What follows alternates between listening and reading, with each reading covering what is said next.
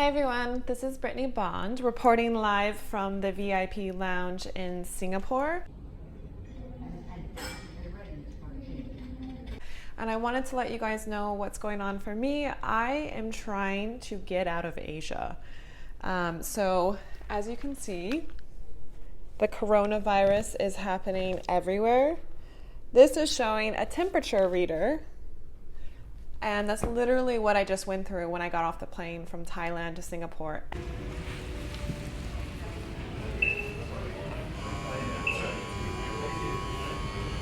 Every single person had to have this temperature thing come close to them, and I was like telling the lady, please don't touch me.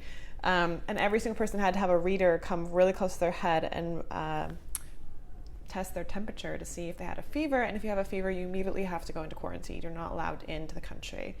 Also, Singapore and the US, and I don't know what other countries right now, are not letting anyone into their countries if they have visited mainland China in the last 14 days. So I have literally had this mask on. It's the first time I've taken my mask off in 5 hours. I have the mask in Thailand because we have an air pollution problem, and here we have a freaking coronavirus problem. So it makes me really scared.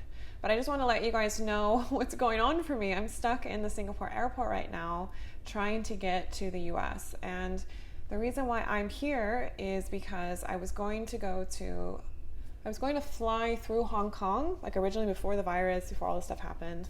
I booked a flight that had a layover in Hong Kong to the US.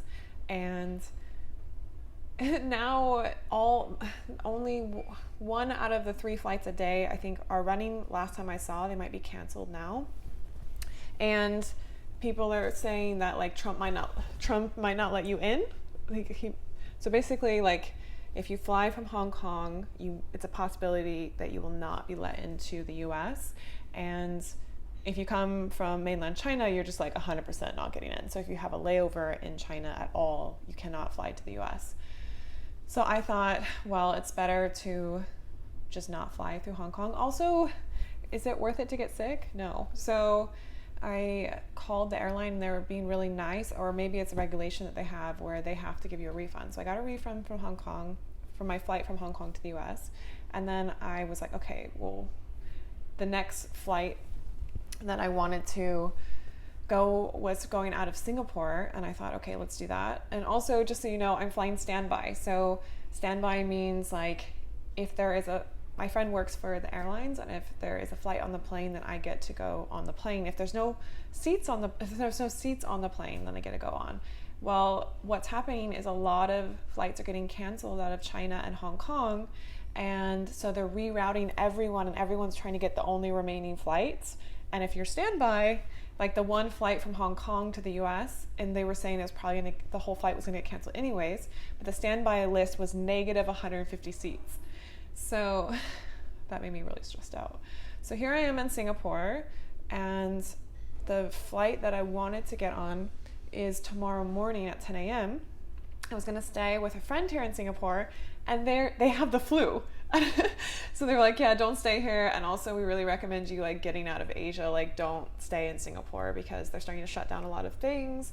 And this is the thing, is I think people are going both directions. They're either like really paranoid and like really freaked out by the virus, or they're saying, oh, everyone's, it's propaganda, it's fake news, all this stuff. Well, I'm here to tell you that whether it is fake news or what, I think the virus is very contagious, but also the panic that can ensue within countries, that itself is just as dangerous as the virus. And right now, it's definitely hit Hong Kong, but now it's starting to hit Singapore, and people are getting really freaked out. Like antibacterial stuff is all out, masks completely sold out, gloves sold out.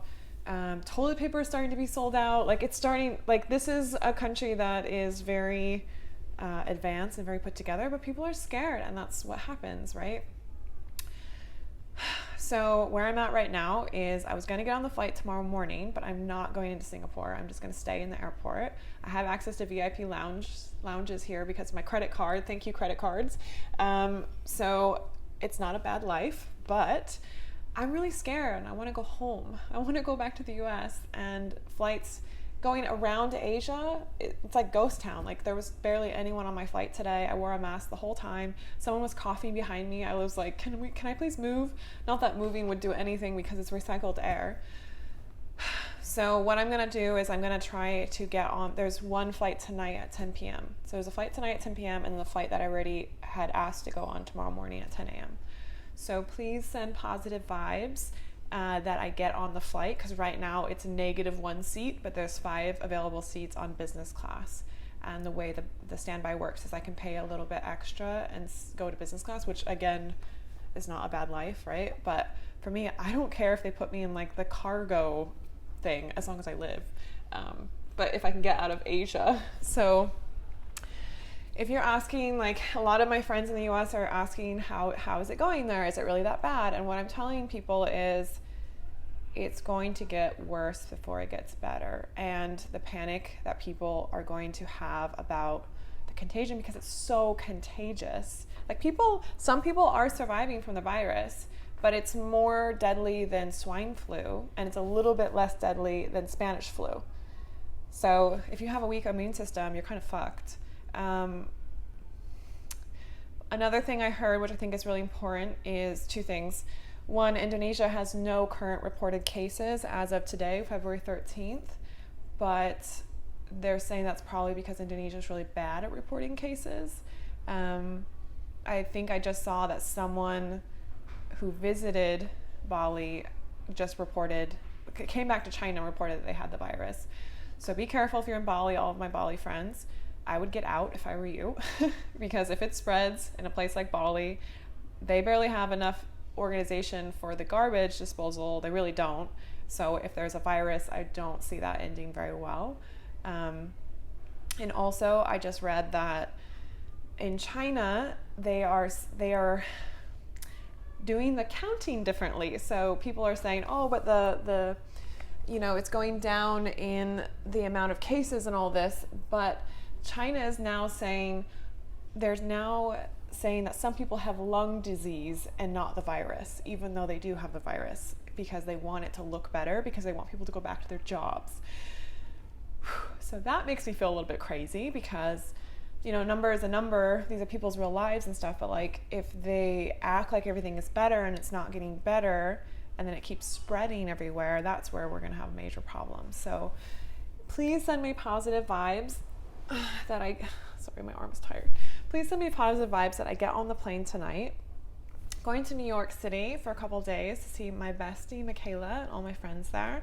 And then I'm on my way to see my other bestie, Rosanna, in Rio. And I'm going to be in Rio for Carnival next week. I am so freaking excited. I've always wanted to go to Brazil. If you're going to be in Rio, please let me know. But other than that, let me know if you're going to be in New York. And I hope that I'm going to be in New York. So if I get on the plane today, then I will get in New York time Friday morning. So love you guys. Talk to you later.